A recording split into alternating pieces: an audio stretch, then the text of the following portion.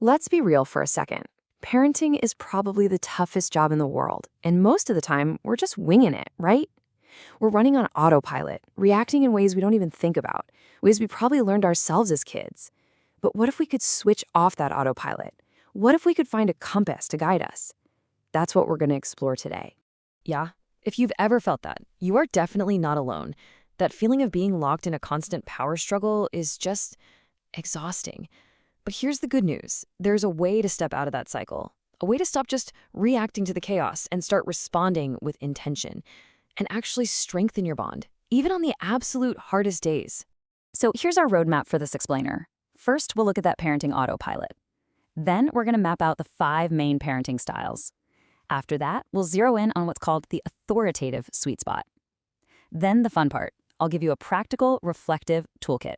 And we'll wrap up with maybe the most powerful idea of all, the power of repair. Okay, let's start with those automatic, knee-jerk reactions we all have when we're stressed or tired. I want to be really clear about this. They are not character flaws. They're just learned patterns, usually from our own childhoods. So the very first step isn't to judge yourself for them, but to just notice them. That's the beginning of the shift, from pure reaction to thoughtful reflection. And this right here, this is the core idea. Let's just all agree to let go of the idea of being a perfect parent. It doesn't exist. The real goal is connection. It's about being present enough to see our kid for who they are, this little person with their own big feelings, and being reflective enough to understand what's going on inside our own heads too. So let's pull out the map of parenting styles. Researchers have basically identified 5 common paths that parents tend to take. Now, don't think of these as rigid boxes you have to fit into. They're more like default settings or well-worn paths. Each one leads to a pretty different place for a child's development, really shaping who they become. Let's see if one of these feels familiar to you. Okay, this chart looks a little academic, but it breaks down really simply. You've got 2 main ingredients. First is responsiveness. Think of that as warmth, connection, and emotional support. Then you've got demandingness. That's all about rules, limits, and expectations. How you mix those 2 ingredients creates your style. To make this real, we're going to follow the stories of a few different kids. First, let's meet Sarah. In her house, the rules are everything. It's high on demands, but pretty low on warmth. When she's upset, she's told to stop crying. Mistakes get punished, not understood. The classic line is, "Because I said so." There's a lot of control, but not much connection. The house is tidy, for sure, but it feels emotionally pretty cold. So, what's the long-term result for Sarah? Well, because her feelings are constantly ignored, she learns that to get approval, she has to push them down and hide them.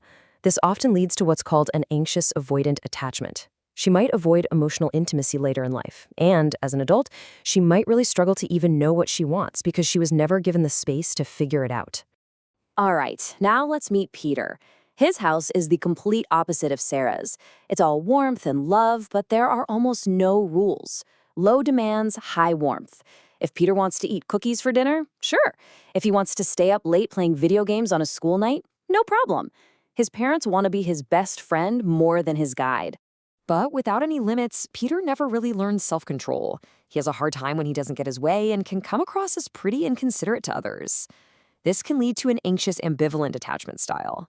Because the love was there but the structure wasn't reliable, he can feel insecure in relationships, sometimes seeming a bit clingy or unpredictable. Nora's story, well, this one is the toughest. In her world, it's low demands and low warmth. Her parents are just not there for her, physically or emotionally. Nora feels invisible, like she's on her own, and she learns a hard lesson early on.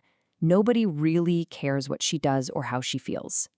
And you can see here, the impact of neglect is just devastating. Nora is likely to develop an anxious, disorganized attachment. Think about it. The people who are supposed to be her source of safety are also a source of fear or unpredictability. This creates this deep-seated lack of trust, making it incredibly hard to build healthy, stable relationships later on. Now, in more recent years, we've seen a 5th style emerge, the over-involved parent. You've probably heard the terms helicopter parent, who's always hovering, or a snowplow parent, who clears every single obstacle out of their kid's path. They micromanage everything, which sounds helpful, but it prevents their kids from learning how to deal with challenges themselves, often leading to anxiety and a lack of resilience. Okay. So after looking at those other styles, we finally arrive at the one that, again and again, research shows leads to the best outcomes for kids. This is authoritative parenting. It's the sweet spot. It's high in warmth, and it has high, clear expectations. You could also call it reflective parenting, because it asks us to be both firm and loving, connected and clear. I mean, this slide says it all, doesn't it? The authoritarian parent says, do it because I'm the boss. But let's look at Arthur, whose parents are authoritative. They have clear limits for sure, like screen time and chores, but they always explain the why. They listen to his feelings, but the boundary stays firm. And when he struggles, they offer help, not judgment. This builds a secure attachment where love and limits can live together. This brings us to a really powerful idea from a psychologist named Vygotsky. A reflective parent naturally works in what he called the zone of proximal development. That's the sweet spot right between what a child can already do all by themselves and what's still too hard. You don't do the task for them, but you provide just enough support, like scaffolding on a building, to help them reach that next level. That's how they build real, lasting confidence. And when you do that, you create this incredible, positive upward spiral called the Pygmalion effect. It works like this. Our deep down belief in our child's ability shapes how we act toward them. Our supportive actions then shape our child's belief in themselves, and their belief drives their behavior, which then proves our original belief right. It becomes this beautiful, self-fulfilling prophecy of competence and connection. Okay, so this all sounds great, but how do we actually do it, especially in the heat of the moment?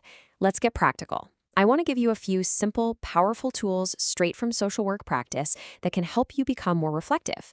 These are honestly transformative. Here it is, your 3-step plan for when you feel that reactive mode kicking in. Step 1, just take a 10-second pause. Seriously, just breathe. It calms your whole nervous system. Step 2, get curious with what I call a wonder statement. And step 3, name it to tame it. You just put a name to the big emotions that are happening for you and for them. And this phrase right here, this is a total game changer.